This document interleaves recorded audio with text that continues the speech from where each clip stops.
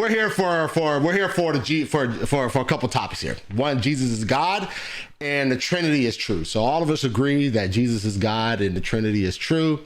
And so what I would like to start off first is Eduardo, if you don't mind, giving a rundown of what it is that, like, the Christian faith. What is it about Jesus being God that is a pillar of the faith? Why is it a necessity that in order to be a Christian, that you have to believe that Jesus is God?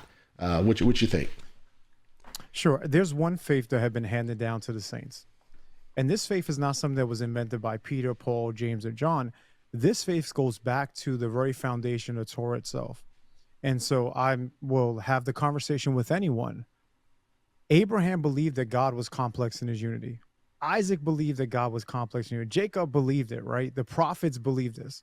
So the Jewish disciples of Jesus, whose the Torah was their foundation, they would have believed this, just like the patriarchs Abraham, Isaac, and Jacob.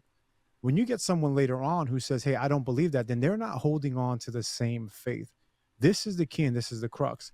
We know Moses is true because God appeared to Moses. We have the testimony that the Jewish people still exist. That's how we know it's true. The reason why we know Joshua is true is because he lined up with Moses. The reason why we know the prophets are true because they line up with Joshua, who lines up with Moses.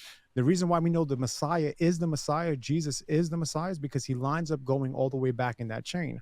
The reason why we know these Jewish disciples are true is because it goes back in that chain.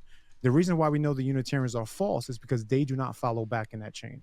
They have a different religion. And I think what makes it so important is that the triunity of God's nature is the crux of the belief. And if you separate yourself from that, then you separate yourself from the core foundation. And I believe that Unitarians, while well-meaning, they try to go after strict monotheism.